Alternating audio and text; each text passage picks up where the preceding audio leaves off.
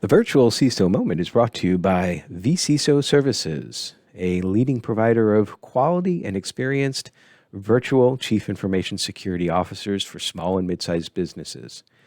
Check them out at vcisoservices.com. Hi, I'm Greg Schaefer, and welcome to the virtual CISO moment. Jack Poltorak joins us. He has 34 years of experience in IT and information security in a variety of fields, including as a virtual CISO for some time. Jack, thank you so much for joining us. Well, thanks for the opportunity. And I have to mention that we're having a little bit of technical difficulty, so we do not have Jack on video, but that's okay. We're just going to keep on going through. So Jack, tell us a little bit about your history, how you started, why you started in IT, and how you got to where you're at today. Sure. So way back when, I loved technology, was introduced to it early, and came into in an operational type role, service desk, fixing PCs, things of that nature, and progressed over the years. In about 2005 or so, handling most of the areas in operational, I started looking at helping businesses or understanding business roles, the security aspects, and really got tired of IT saying, hey, we'll fix everything for you, business, and then having a business rely on IT in that manner and forgetting about their role and responsibilities to those type of things. And in 2009, I started my own managed services company, joined a bigger company in 2017. And now I'm working for an aerospace company, helping them with some compliance issues, CMMC, DFARS, primarily in that role. So that's basically it.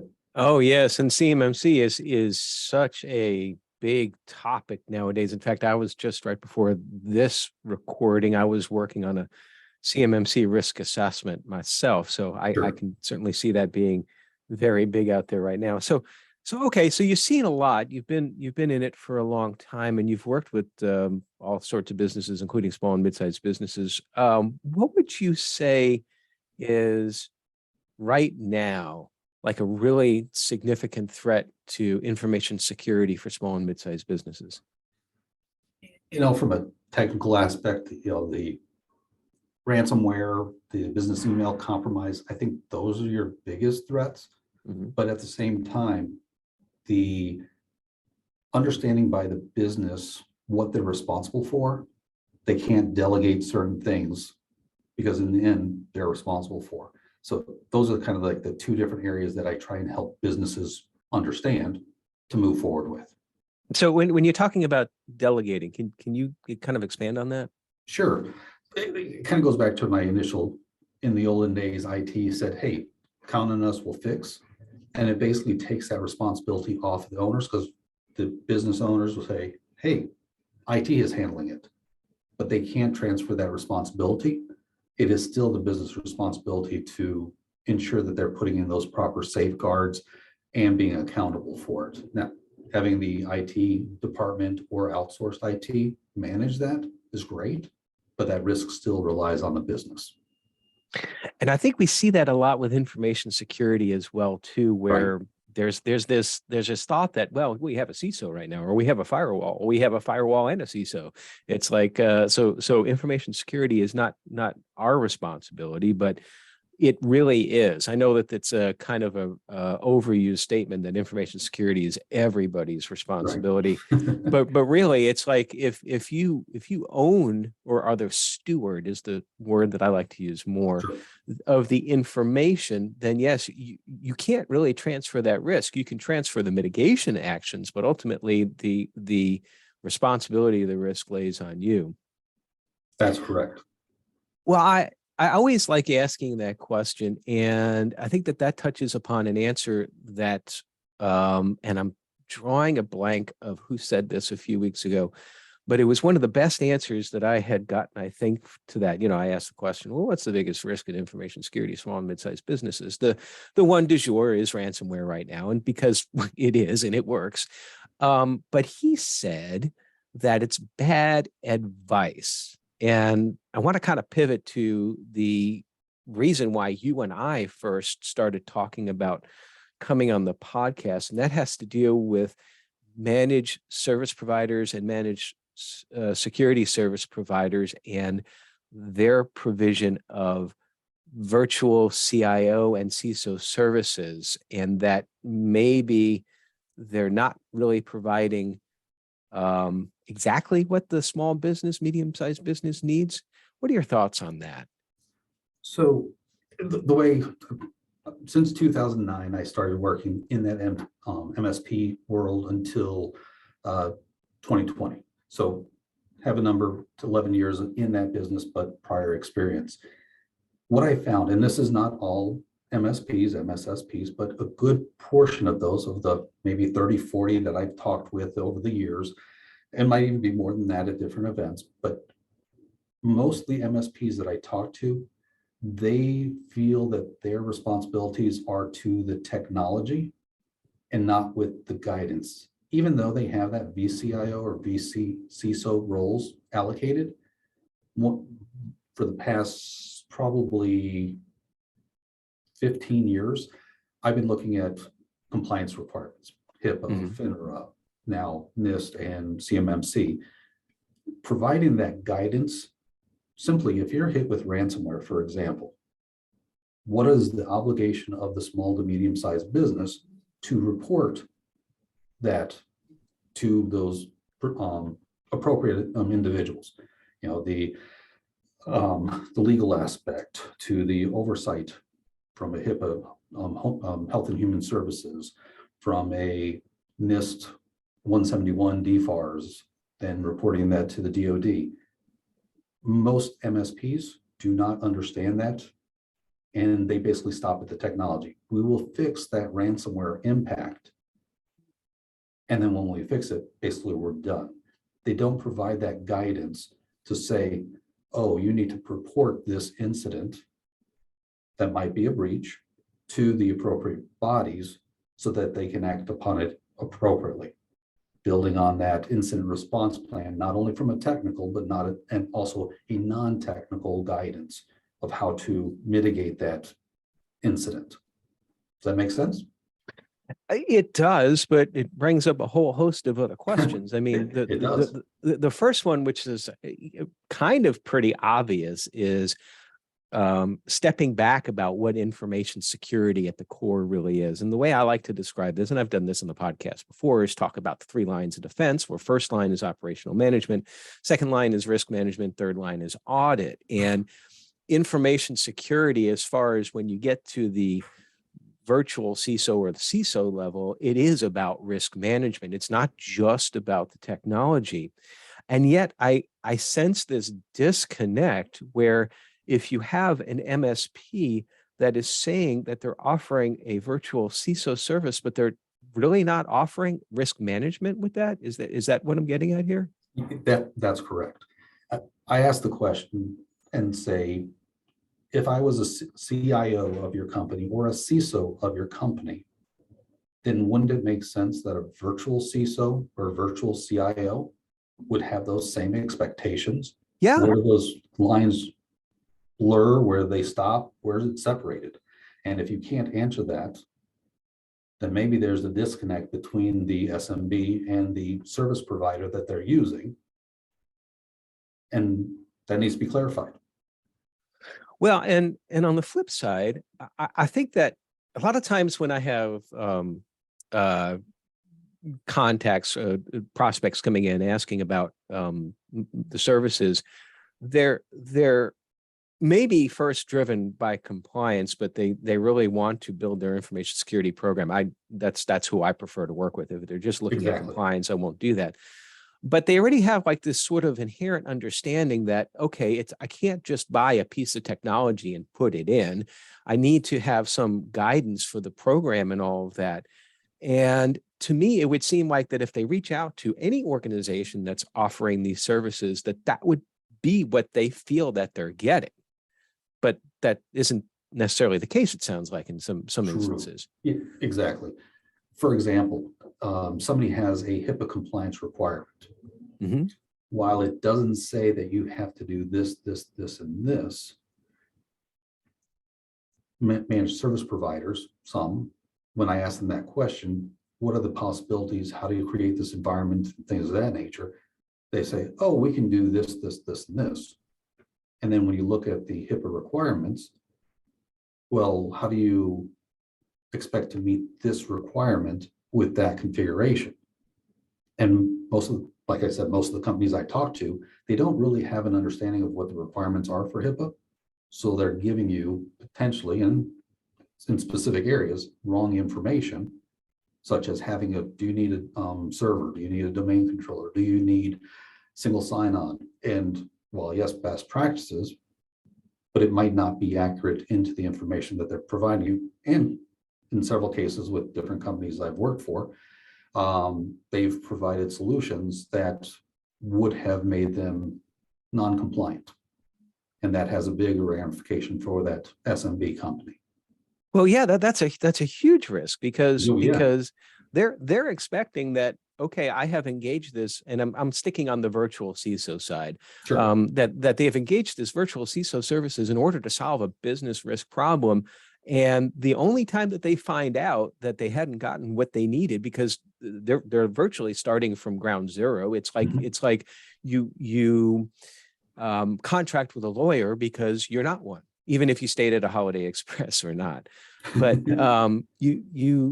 it is only when they get in some sort of trouble that they find this out. Right. So I know on the other side of the equation, and we've talked about this on the podcast before as well, that there's this proliferation of virtual CISO services and people saying that they're virtual CISOs. And yet, back when I started this about 5.5 years ago, the virtual CISO field was basically just like the fractional CFO.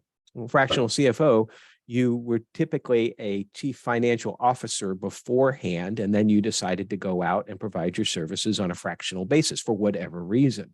Same thing with the virtual CISO. Then the field seemed to be more or less populated exclusively, but with folks that, if not having had the actual CISO title, at least had extensive risk management experience that they can actually provide the virtual CISO services. But now you go on LinkedIn and you see a lot of vCISO on people's descriptions, their LinkedIn headers.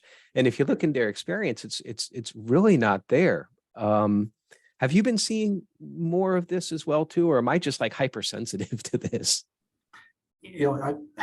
That's something I have a difficulty with, because there are a number of people that are in CISOs, not the virtual, but in a real CISO environment, and they don't have an IT background or a security background. So I'm kind of on the fence of what is needed. If you have a great team of people, can you perform at that business level? I think it. Yep. So I'm kind of all over the place, but I have a hard time understanding how in a virtual CISO type of environment, how somebody who doesn't have an IT background can be successful, because they need to understand the risks and be able to talk to those risks. So I'm kind of really on the fence of where it is, but for the most part, yeah, I do struggle with that. So, and you said a key word there, and that's team. When you're a CISO, there are some CISOs that don't come up through technology. That some come up, like, say, for example, through the business side, Sure. and that's really okay, because the CISO is a blend between technology, risk, and business, and you sort of like playing in all those three worlds.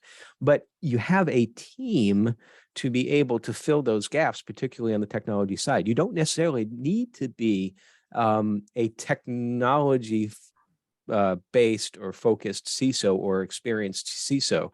But if you're a virtual CISO, you don't have a team. You're basically being contracted for that whole package of experience. And if you go into a small and mid-sized business to, quote, learn on the fly, you're basically using a client as on-the-job training, and Sure. the client doesn't even know it. And I agree with that. And it's one of those things, the depth and breadth aspect of it. If that's the expectation of the CISO or the virtual CISO, then yeah, depth and breadth is critical into the success. If you're able to build a team of individuals. Let's say you have a team of 5, 10 people, and then different people might be familiar with the other areas. Bring the virtual CISO in and a team member who's familiar with the level of what the client needs. I think that can be successful if the virtual CISO does not have that background, but then it's a teamwork engagement through that process. While a little bit more difficult, I think it's possible to do, but I do think that depth and breadth from a virtual CISO type of role definitely makes sense.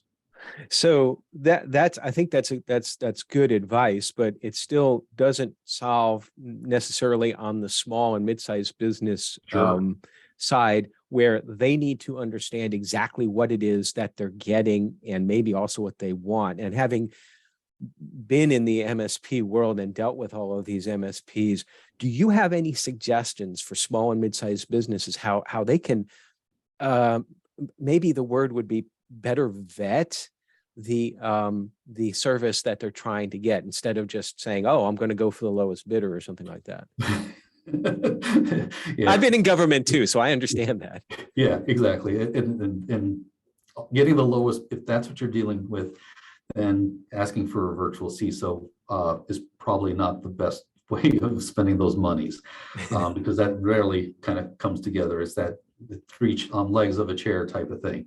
But from that aspect, the way I look at it is, in CMMC, there's a shared responsibility matrix that's talked about regularly.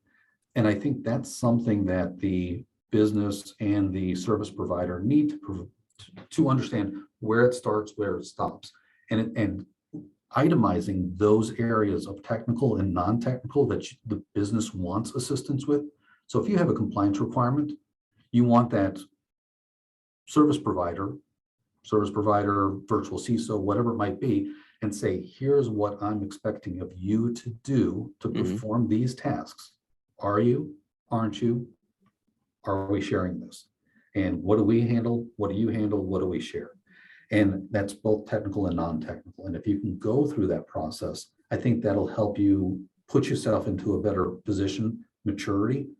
And then once you have that, work accordingly. So are you thinking that as part of the RFP process that potentially MSPs should offer, at the very least at a high level, a basic shared responsibility matrix, so as to be able to explain to the client what it is that they're doing? Or should the client provide that shared responsibility matrix to MSPs as part of their evaluation process, or both? I think it can go either way. But if it's a value add, having that managed service provider provide that shared responsibility matrix, because most of the SMBs probably aren't thinking that way. But if that's a differentiator, if I come and interview 2, 3, 4 different managed service providers, and only one of them tells us, here is what we're going to do and here's what we're not, whose template do you think they're going to use when they ask the other MSPs, what do you or what don't you do? So at that point, I feel that my managed services company might have a leg up, because I'm now educating and informing the SMB, here's things you should be considering. And then that might be, maybe the other MSP might offer more, but maybe I have that trusted advisor type of hat now, because I've actually educated them so that they can make a stronger, better position, if I win or not. So I can almost see an evolution here in the offerings and the continuity of the evolution. So you started with the virtual CISO being more or less an extension of the CISO, folks that were doing it for the most part. And then a lot of other folks getting into the field, a lot of other providers providing it because of its value add. But now, almost with the field maturing, where the public is understanding now that there are different types of virtual CISOs out there. Do you see in your crystal ball of events, if you have one, where this is going to shake out? Are we always going to have like sort of like a 2-tier or multi-tier virtual CISO? Or do you think that eventually maybe those MSPs, for example, that actually offer that sort of vetting process of the responsibility matrix and other items are going to be the ones that win out in the end? Yeah, and that crystal ball is kind of unclear right now, because I hear a lot of MSPs, a lot of the surveys on LinkedIn, for example, will say, how many MSPs think this is important, and how many are going to strengthen their cyber resilience and things of that nature. And it's interesting to see that, 100%, 98% is the piece. And when you get into some of these discussions, they're not getting it. So that's where I think that the virtual CISO type of role is going to be that differentiator if you can provide that level of services. And it's also a checks and balances. If I owned all of your program, technical and non-technical, do you really get that checks and balances? Do you get those tough questions where an outside person looking in can say, okay, how are you doing this? Or why are you doing this? Doesn't make sense. And that's why I think that the virtual CISO type of role, being outside of the managed services, really has benefit, unless that managed services provider can truly understand and fill that CISO type of role in the same manner in the virtual. It's going to be really tough. So virtual CISO, I think, as a separate standalone, at least for the next 5 years, I think is probably the best piece, but we need to see maturity in the managed service providers. Yeah, and I often refer to that as crossing the streams, and old Ghostbusters reference, but it's showing our age here. But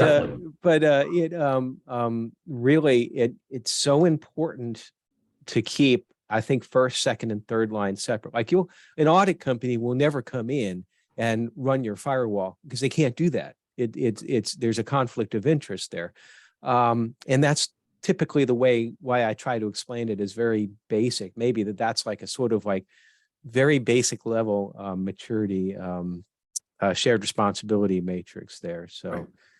So okay, that's very good information there. I think that both on the virtual CISO side and the MSSP side or MSP side can certainly get some good insight from that.